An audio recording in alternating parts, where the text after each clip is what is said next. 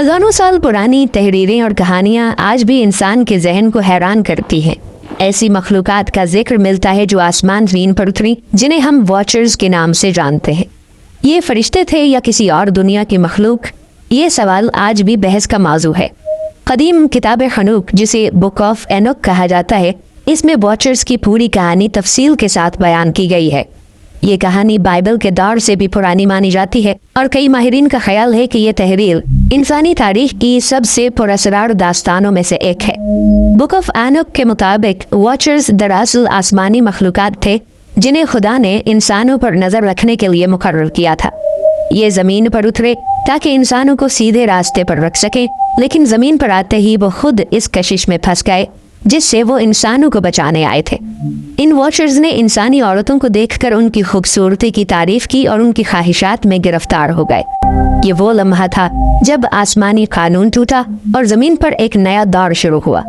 कहानी के मुताबिक इन वॉचर्स ने फैसला किया कि वो इंसानी औरतों के साथ ताल्लुक कायम करेंगे।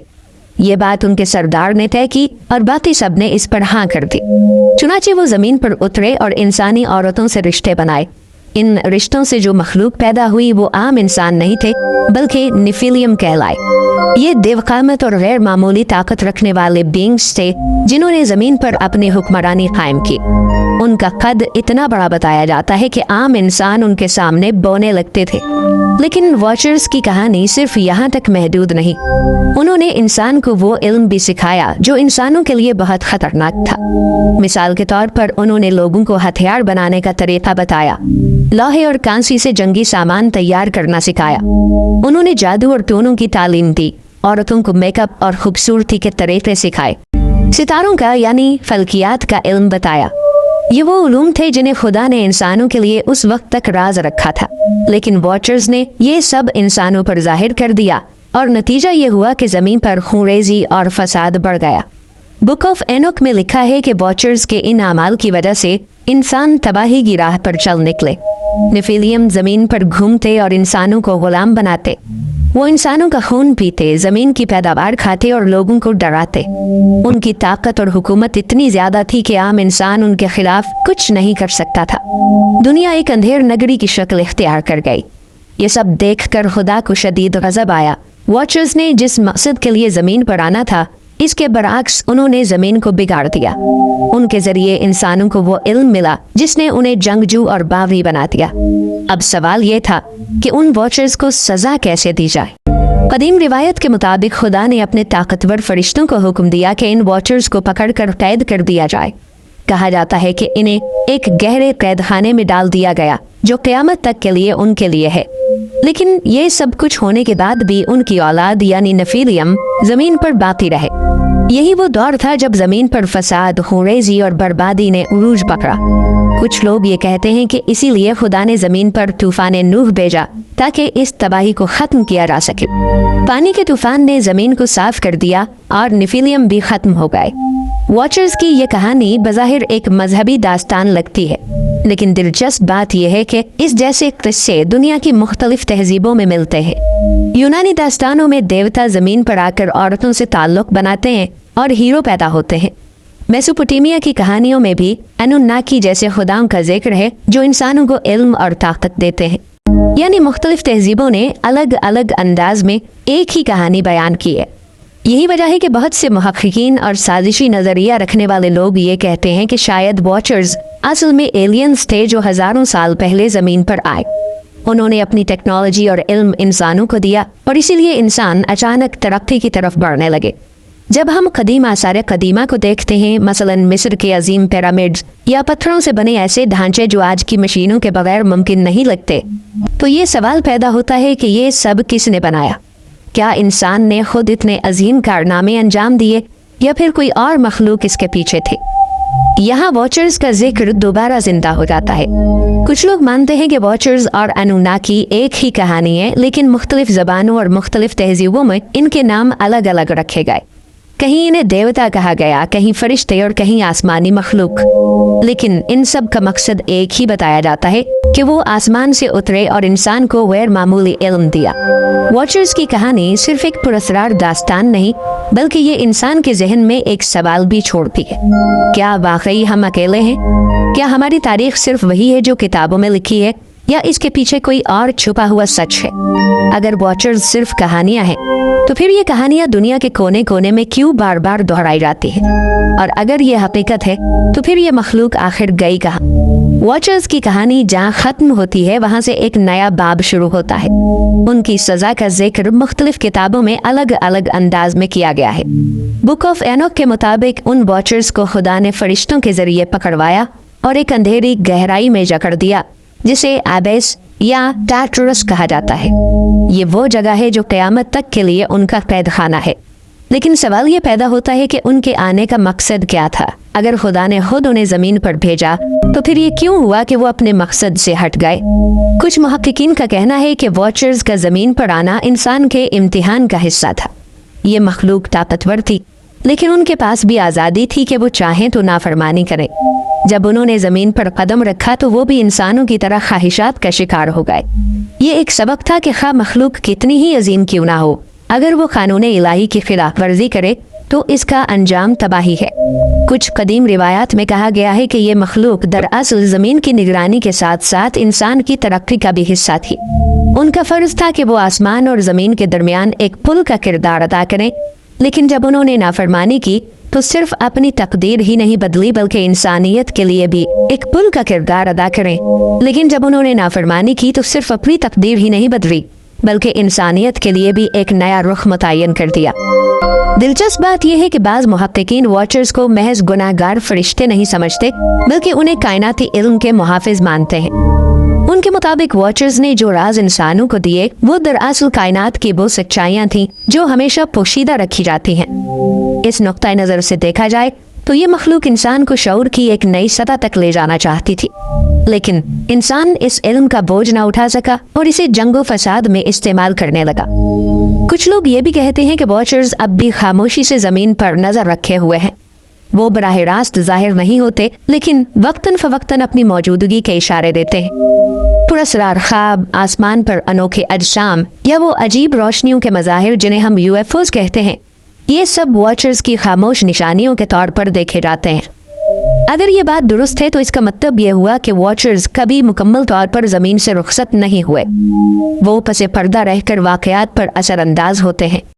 कुछ साजिशी नजरियात के मुताबिक बड़े बड़े हुक्मरान, साइंसदान और दुनिया के ताकतवर इदारे उनके राबिते में हैं। इस राय के मुताबिक इंसानी तारीख की बड़ी तब्दीलियां दरअसल इंसान की अपनी काविश नहीं, बल्कि इन्हीं वॉचर्स के खुफिया मंसूबों का हिस्सा है। ये सोच खौफ भी पैदा करती है और तजस्सुस भी।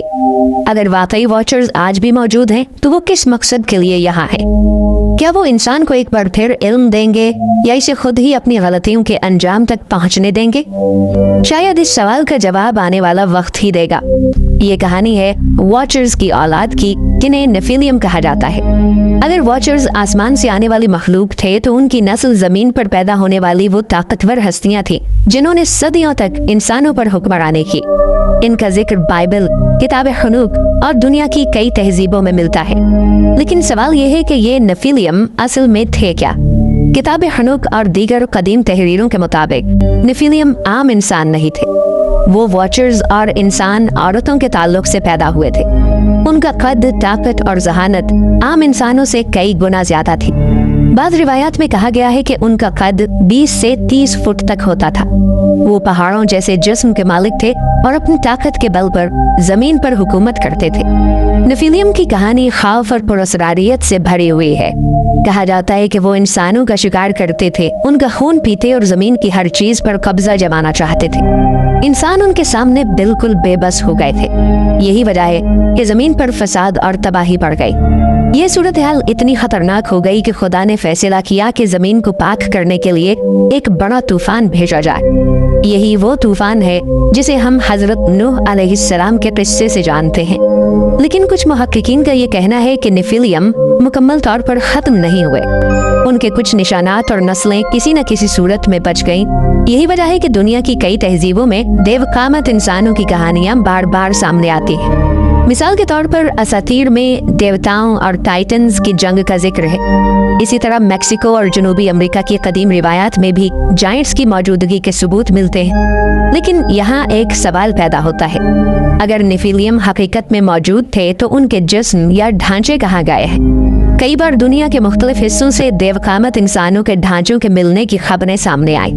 अखबारात और तहकीकी रिपोर्ट्स में ऐसे स्केलेटन्स की तस्वीर शाये हुई जिन्हें आम इंसान के मुकाबले में कई गुना बड़ा दिखाया गया। अगरचे कुछ को बाद में जालिया करार दिया गया, लेकिन कुछ ऐसे भी थे जिन्हें मुकम्मल तौर पर झुटलाया नहीं जा सका। अमेरिका में एक वक्त ऐसा भी था जब स्मिथसोनियन इंस्टीट्यूशन पर इल्जाम लगाया गया कि उन्होंने जायंट्स के ढांचों को छुपा दिया ताकि ये हकीकत अवाम तक ना पहुंचे। साजिशी नजरियात के मुताबिक बड़े इदारे और हुकूमतें नहीं चाहती कि लोग ये जाने कि माजी में जमीन पर एक ऐसी नस्ल भी रही है जो आम इंसानों से बिल्कुल मुख्तलिफ थी। अगर ये बात आम हो जाए तो इंसानी तारीख को असर नौ लिखना पड़ेगा। नेफिलियम के बारे में एक और पहलू भी दिलचस्प है। कुछ मुहक्किकीन का कहना है कि ये महज जिस्मानी तौर पर बड़े नहीं थे, बल्कि उनके पास रूहानी ताकतें भी थी। वो जादू, इल्मे नुजूम और ऐसे उलूम जानते थे जो आम इंसान की पहुंच से बाहर थे। यही वजह है कि उनकी हुक्मरानी सिर्फ जिस्मानी ताकत पर नहीं बल्कि ज़हनी और रूहानी असर व रसूख पर भी थी। कदीम दुनिया के कई मकामात पर ऐसे आसार मौजूद हैं जो बताते हैं कि जमीन पर ऐसी मखलूकात रही होंगी जो आम इंसान से कहीं ज्यादा बड़ी और ताकतवर थी। मिसाल के तौर पर लबनान के इलाके बालबत में एक ऐसा पत्थर है जिसका वजन 1200 टन से ज्यादा है। आज की जदीद तरीन क्रेन भी इसे नहीं हिला सकती। तो सवाल ये पैदा होता है कि हजारों साल पहले इसे किसने काटा और इस जगह पर रखा। कुछ मुहक्किकीन का ये ख्याल है कि ये नेफिलियम की ताकत का नतीजा था, क्योंकि आम इंसानों के लिए ये काम मुमकिन ही नहीं। कदीम माया और इनका तहजीब के खंडरात में ऐसे मुजस्समे और तस्वीरें मिलती हैं जिनमें गैर मामूली कद के इंसान दिखाए गए हैं। ये शवाहिद हमें ये सोचने पर मजबूर करते हैं कि नेफिलियम महज कहानियां नहीं थे बल्कि वाकई तारीख में मौजूद थे। अब अगर हम मजहबी हवालों पर दोबारा नजर डालें तो ये बात भी मिलती है कि खुदा ने नेफिलियम की वजह से ही जमीन पर तूफान भेजा ताकि इस जमीन को पाक किया जा सके। लेकिन दिलचस्प बात यह है कि तूफान के बाद भी जायंट्स का जिक्र आता है। इससे सवाल ये उठता है कि क्या उनमें से कुछ तूफान से बच गए थे या फिर वॉचर्स ने दोबारा किसी न किसी तरह अपनी नस्ल को जमीन पर जारी रखा। सोच कर देखें, अगर वाकई नेफिलियम जमीन पर मौजूद थे तो उनके बच्चे कहाँ गए? क्या वो सब खत्म हो गए या आज भी हमारे दरमियान छुपे हुए हैं? ये सवाल सिर्फ एक कहानी नहीं बल्कि एक खौफनाक राज की तरह है। बाइबल में तो साफ लिखा है कि ये मखलूक इंसानों और आसमानी हस्तियों के मिलाप से बनी हुई थी।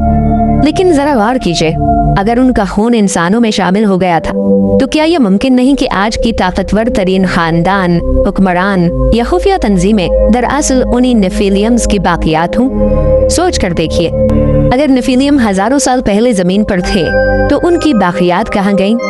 सिर्फ ढांचे और कदीम कहानियां या फिर कुछ और भी?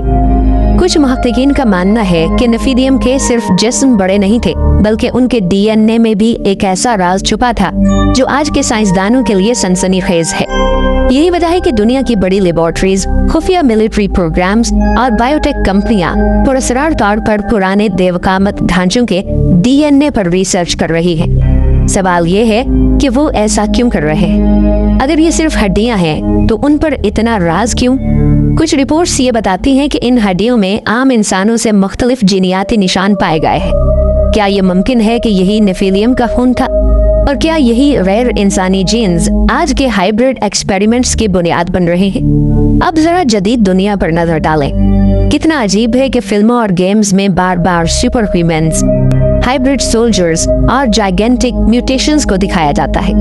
लेकिन क्या ये सब सिर्फ तफरीह है या फिर असल हकीकत को छुपाने का तरीका? क्योंकि कहा जाता है कि हुकूमतें और खुफिया एजेंसियां वही दिखाती हैं जो पहले से आजमा रही होती है। अगर ये सच है तो फिर एक खौफनाक इम्कान सामने आता है। क्या साइंसदान दोबारा नेफिलियम बनाने की कोशिश कर रहे हैं? क्या वो पुराने डीएनए और जदीद टेक्नोलॉजी को मिलाकर एक ऐसी नस्ल तैयार कर रहे हैं जो आम इंसान से कई गुना ताकतवर हो? यहाँ पर एक और पहलू दिलचस्प है। कदीम किताबों में कहा जाता है कि नेफिलियम की रूहें तूफान नूह के बाद खत्म नहीं हुई बल्कि जमीन पर भटकती रही। कुछ लोग उन्हें आज के इवल स्पिरिट्स या डीमंस समझते हैं। अगर ये बात सच है तो जरा सोचिए, अगर ये बेजसद अरवा आज भी जिंदा है तो क्या वो नए हाइब्रिड जिस्मों में वापस आने का इंतजार कर रही हैं? सोचिए, एक दिन ऐसा आ सकता है जब वो दोबारा अपनी जिस्मानी शक्ल में लौटेंगे, लेकिन इस बार वो सिर्फ कदीम जायंट्स नहीं होंगे, बल्कि जदीद टेक्नोलॉजी और डीएनए इंजीनियरिंग के मिलाप से कहीं ज्यादा ताकतवर एक ऐसी नस्ल जो शायद इंसान को मुकम्मल तौर पर गुलाम बना दे। शायद यही वजह है कि आज दुनिया तेजी से एक ऐसे दौर में दाखिल हो रही है जहां इंसान और मशीन का फर्क मिट रहा है। अगर नेफिलियम वापस आए तो वो सिर्फ जिस्मानी ताकत से नहीं बल्कि मसनूई जहानत और जेनेटिक इंजीनियरिंग के साथ आएंगे। तो सवाल ये है, क्या इंसान इस बार उनका मुकाबला कर पाएगा या फिर एक बार फिर वही तारीख दोहराई जाएगी जिसने जमीन को खौफ और अंधेरों में डुबो दिया था? अगर ये सब सच है तो शायद हमारी दुनिया वो नहीं जो हम समझते हैं। हो सकता है हम एक ऐसे खेल के किरदार हैं जिसके असल मास्टर वही कदीम मखलूक है, और अगर वो वाकई वापस आने वाले हैं तो आने वाला वक्त इंसानियत का सबसे बड़ा इम्तिहान होगा। सवाल ये है, हम तैयार हैं या नहीं? क्या आपने कभी ये सोचा है कि वो देवकामत मखलूक जिन्हें कदीम जमानों में नेफिलियम कहा जाता था, अगर हकीकत में मौजूद थे तो उनके जिस्म कहाँ गए? क्या वो सब खत्म हो गए या कहीं छुपाए गए? कई तहकीकात बताती हैं कि दुनिया के दूर दराज इलाकों में अजीबोगरीब हड्डियां और ढांचे दरियाफ्त हुए हैं, लेकिन उनकी रिपोर्ट्स या तो गायब कर दी गई या फिर कुदरती गलती का लेबल लगाकर दबा दी गई। मिसाल के तौर पर अमेरिका के एक इलाके में खुदाई के दौरान ऐसे ढांचे मिले जिनके कद का अंदाजा 12 से 15 फुट के दरमियान था। मकामी अखबारात ने खबर छापी, मगर कुछ ही दिनों बाद वो खबर अखबारों से गायब कर दी गई। क्या ये महज इत्तेफाक था या फिर किसी को ये सच छुपाना था? अब आइए पेरू की तरफ। वहाँ एक ऐसी लाश मिली जिसका सर लंबूतरा और आंखों के सॉकेट इंसानों से कई गुना बड़े थे। कुछ साइंसदानों ने कहा कि ये किसी कदीम कबीले की रसूमात का नतीजा है, लेकिन डीएनए टेस्ट ने सबको चौंका दिया। वो नमूने भी किसी मारूफ इंसानी नस्ल से मेल नहीं खाते थे। सवाल ये है, अगर ये इंसान नहीं थे तो फिर ये आखिर कौन थे? यहाँ एक और हैरानकुन हकीकत सामने आती है। कदीम ढांचे और इमारतें जिन्हें आज की टेक्नोलॉजी भी समझने से खासिर है, मिस्र के अजीम अहराम या फिर लबनान के बालबक के वो पत्थर जिनका वजन हजारों टन है, आम इंसान इन्हें ना काट सकता था और ना उठा सकता था। तो फिर ये आखिर किसने किया? क्या ये वही देवकामत मखलूक थी जिन्हें हम नेफिलियम कहते हैं? और सिर्फ ये इमारतें ही नहीं, दुनिया के कई हिस्सों में ऐसी कहानियां भी सुनने को मिलती हैं कि गारों के अंदर देवकामत साए देखे गए हैं। कुछ माहिरीन कहते हैं कि ये महज वहम है, मगर जो लोग अपनी आंखों से देखने का दावा करते हैं वो इसे किसी ख्वाब या ख्याल का हिस्सा नहीं मानते। उनके मुताबिक ये मखलूक आज भी जिंदा है, मगर खुद को इंसानों से छुपा कर रखती है। अब एक और चौंका देने वाली बात पर गौर करें। जदीद साइंस ने हाल ही में ऐसे डीएनए के टुकड़े दरियाफ्त किए हैं जो न मुकम्मल इंसान से ताल्लुक रखते हैं और न किसी जानवर से। ये नामालूम जीनियाती मवाद कहलाते हैं। कुछ माहिरीन साफ कहते हैं ये वही खून की बाकियात हैं जो इंसान और गैर इंसानी मखलूक के मिलाप से पैदा हुए थे। अगर ये सच है तो फिर नेफिलियम महज एक अफसाना नहीं बल्कि एक वापस आएंगे। क्या वो पुराने दौर के देवकामत जिस्मों के साथ आएंगे या फिर जदीद टेक्नोलॉजी और जीनियाती इंजीनियरिंग के जरिए एक नई शक्ल इख्तियार करेंगे? कुछ माहिरीन का कहना है कि वो पहले ही वापस आ चुके हैं, मगर इंसान के रूप में, दुनिया के ताकतवर तरीन खानदानों के तौर पर। तो फिर अगर ये सब हकीकत है तो आने वाले वक्त में हमें किस चीज के लिए तैयार रहना होगा? क्या हम एक ऐसी दुनिया में दाखिल होने वाले हैं जहां इंसान जमीन का मालिक नहीं रहेगा बल्कि सिर्फ एक मखलूक के हुक्म का ताबे होगा? कुछ कहानियां बताती हैं कि नेफिलियम हमेशा जुल्म करने वाले नहीं थे। उनमें कुछ ऐसे भी थे जो इंसान से मोहब्बत करते थे, जो इंसान को तरक्की देना चाहते थे। अगर ये बात सच है तो मुमकिन है कि जब वो वापस आए तो कुछ नेफिलियम इंसानों का साथ भी दें और तब दुनिया में एक नई जंग शुरू होगी। नेफिलियम के वो गिरोह जो इंसानों पर राज करना चाहते हैं बमुकाबला वो गिरोह जो इंसानों के साथ रहना चाहते हैं। अब जरा एक मंजर सोचें। बड़े शहरों में जैसे न्यूयॉर्क, लाहौर, लंदन, मॉस्को, आसमान पर देवकामत मखलूकात का साया पड़ रहा है। लोग खौफ के मारे घरों से बाहर नहीं निकल रहे। हुकूमतें हंगामी हालात का ऐलान कर रही हैं। फौजी टैंक और जहाज तैयार खड़े हैं, मगर किसी को यकीन नहीं कि ये सब कारामद होंगे। اور ایسے میں نفیلیم اپنے نمائندے بھیجتے ہیں جو اعلان کرتے ہیں یہ زمین اب ہماری ہے، تم سب ہمارے ماتحت ہو۔ کیا آپ سوچ سکتے ہیں کہ اس وقت لوگوں کے دلوں پر کیا گزرے گی؟ ایک طرف موت کا خوف، دوسری طرف یہ یقین کہ سب کچھ ختم ہو چکا ہے۔ اور شاید یہی وہ لمحہ ہوگا جب انسان اپنی اصل پہچان کی تلاش کرے گا۔ کچھ لوگ کہیں گے کہ یہ قیامت کی نشانی ہے، کچھ کہیں گے کہ یہ انسان کا انجام ہے، اور کچھ ایسے بھی ہوں گے جو کہیں گے کہ یہ تو صرف آغاز ہے۔ اگر نفیلیم واقعی واپس آ گئے تو کیا ہوگا؟ سب سے پہلے وہ کسی بڑے فلکیاتی یا زمینی واقعے کے ساتھ ظاہر ہوں گے۔ یہ کوئی آسمانی روشنی، بڑے جہاز، یا اچانک کسی علاقے میں ان کا وجود ہو سکتا ہے۔ اس لمحے میں سب سے پہلے خوف اور تجسس پیدا ہوگا۔ میڈیا، سوشل میڈیا اور حکومتیں ہل جائیں گی۔ جیسے ہی وہ سامنے آئیں گے وہ یہ دعویٰ کریں گے کہ یہ زمین ان کی ہے اور انسان ان کے ماتحت ہیں۔ یہ بات سیدھے الفاظ میں یا علامتی انداز میں ہو سکتی ہے۔ ان کی زبان ہر انسان اپنی اپنی زبان میں سمجھے گا تاکہ کنفیوژن نہ ہو۔ دنیا کی بڑی طاقتیں، امریکہ، چین، روس وغیرہ فوجی طاقت آزمانے کی کوشش کریں گے۔ میزائل، ایٹمی ہتھیار یا جدید ٹیکنالوجی ان پر استعمال کی جائے گی، لیکن امکان ہے کہ یہ سب ناکام ہو جائے گا کیونکہ ان کے پاس ایسی ٹیکنالوجی یا طاقت ہوگی جو انسانی ہتھیاروں کو بے اثر کر دے گی۔ جیسے ہی وہ ظاہر ہوں گے دنیا کے مذاہب میں بڑی بحث چھڑ جائے گی۔ کچھ انہیں فرشتے یا نجات دہندہ مانیں گے، کچھ انہیں شیطان کی اولاد کہیں گے۔ یہ صورتحال اربوں لوگوں کے ایمان کو ہلا دے گی۔ بہت سے لوگ کنفیوژن کا شکار ہوں گے۔ سائنسی دنیا کے لیے یہ ایک جھٹکا ہوگا۔ موجودہ تھیوریز جیسے ارتقاء، کائنات کی تخلیق اور انسانی تاریخ پر سوال اٹھ جائیں گے۔ اگر نفیلیم خود کو انسان کا خالق یا اصل مالک کہیں گے تو سائنسدانوں کو اپنی تخلیقات اور تصورات نئے سرے سے سوچنے پڑیں گے۔ عام انسان خوف اور بے یقینی کا شکار ہوں گے۔ کچھ لوگ ان کے آگے جھک جائیں گے اور ان کی اطاعت قبول کر لیں گے تاکہ وہ زندہ رہ سکیں۔ کچھ مزاحمت کریں گے اور خفیہ تحریکیں بنائیں گے۔ دنیا غلامی اور بغاوت کے بیچ تقسیم ہو جائے گی۔ نفیلیم ممکنہ طور پر ایک نیا عالمی نظام قائم کریں گے۔ پرانی حکومتیں ختم ہو جائیں گی یا ان کے ماتحت چلیں گی۔ انسانوں سے محنت لی جائے گی اور وہ اپنے چنے ہوئے افراد کو خاص علم اور طاقت دیں گے تاکہ باقیوں پر وہ حکومت کر سکیں۔ جیسے ہی غلامی بڑھے گی کچھ لوگ بغاوت کریں گے۔ یہ بغاوت پہلے چھوٹی ہوگی پھر بڑے پیمانے پر ہو سکتی ہے، لیکن نفیلیم کے خلاف لڑائی آسان نہیں ہوگی کیونکہ ان کے پاس طاقت بھی ہے اور علم بھی۔ اس کے بعد دو ہی راستے ہوں گے، یا تو انسان مکمل طور پر ان کے ماتحت غلام بن کر رہ جائیں، یا پھر انسان اپنے قربانیوں اور علم کے ذریعے ان کے خلاف کوئی ایسا راز تلاش کریں جس سے انہیں شکست دے۔ لیکن ایک اور امکان بھی ہے، ہو سکتا ہے وہ سب پہلے ہی ہمارے درمیان موجود ہوں اور ہم صرف ان کے ظاہر ہونے کا انتظار کر رہے ہوں۔ کچھ چہرے جو ہمارے ارد گرد گھومتے ہیں شاید وہ انسان نہ ہوں بلکہ انہی کی اولاد ہوں۔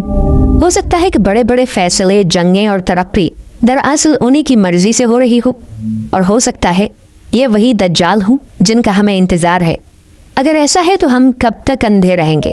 کب تک یہ سب ایک راز کی طرح چھپا رہے گا؟ انسان نے ہمیشہ آزادی کے لیے قربانیاں دی ہیں، لیکن کیا ہم اس بار بھی اتنے مضبوط ہوں گے، یا پھر یہ کہانی ہمیشہ کے لیے ختم ہو جائے گی اور انسان اپنی پہچان کھو بیٹھے گا؟ یہ فیصلہ وقت کرے گا، اور وقت ہمیشہ کسی کا غلام نہیں رہا۔ شاید آنے والا کل ہی سب کچھ ظاہر کر دے